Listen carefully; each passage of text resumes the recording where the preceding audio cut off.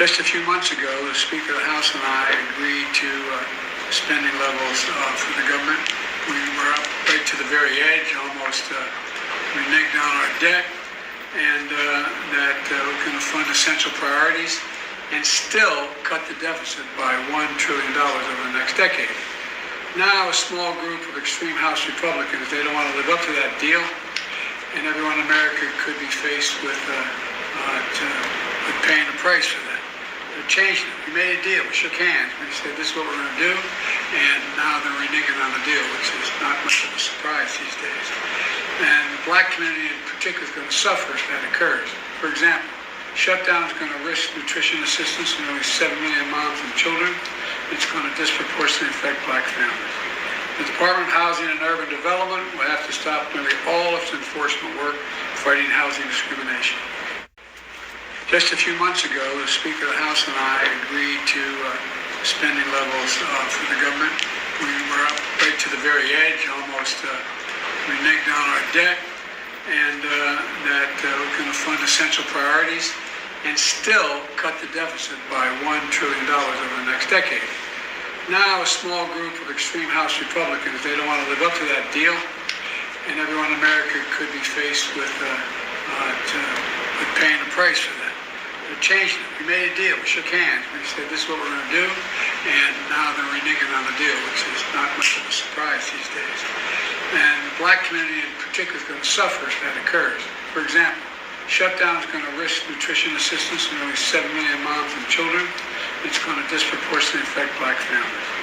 The Department of Housing and Urban Development will have to stop nearly all its enforcement work fighting housing discrimination. Now to a closer look at the effect the looming crisis could have on federal families. Federal workers are now bracing for missed paychecks as Congress moves toward a potential government shutdown. If Congress doesn't reach a deal by September 30th, millions of government employees will go without pay. So let's bring in NBC News senior policy reporter Shannon Pettypiece for more on this. Shannon, Ryan was talking a little bit about it there, but break down the full effect this shutdown is going to have on federal employees. Just how many federal civilian workers will be impacted?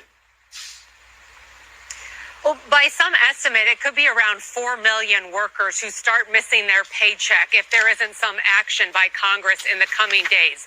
We're talking about people like TSA agents and air traffic controllers at the airports, border patrol agents. Ryan mentioned members of the military, but just also people working in their local Social Security office, processing checks. You see that map up on the screen there. That shows the widespread nature of the federal workforce. You know, and while a lot of it isn't concentrated in Washington, D.C., we're talking about people in states like Texas, Ohio, Pennsylvania, all states that have big shares of federal workers who could be impacted here. So this shutdown could be felt very deep for a lot of communities. And if it goes on for more than a few weeks, the effects really could be widespread across the country.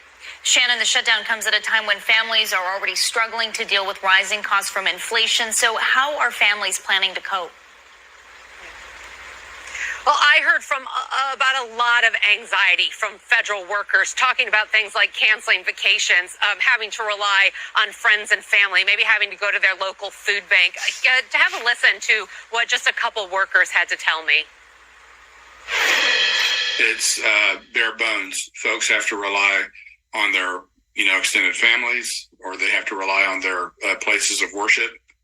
For things like this, and even sometimes soup kitchens. And I know that to a lot of folks that might sound extreme, but it is true.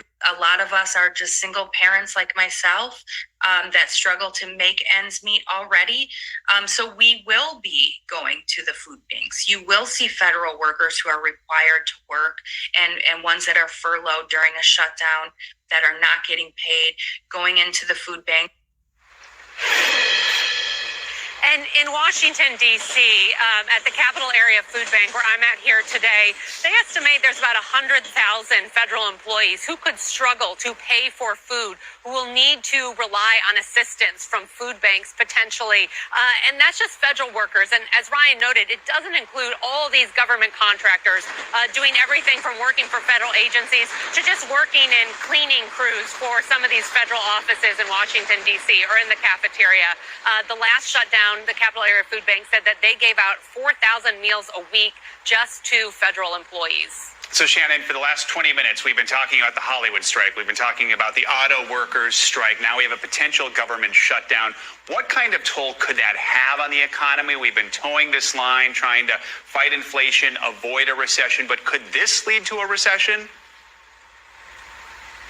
So when I talked to past economists, they said that this shutdown, and of course we've had a number in recent years, but this one comes at a particularly precarious time for the economy because of those things you mentioned. And while unemployment is low, we do have this persistent inflation. And economists warn that if this shutdown is something that goes beyond a few weeks, if it goes more than a month, like we saw back in 2019, this is the type of thing that could put enough pressure on the economy that the growth does start to slow down and that we could potentially be tipped into a recession if we start looking at a really prolonged government shutdown.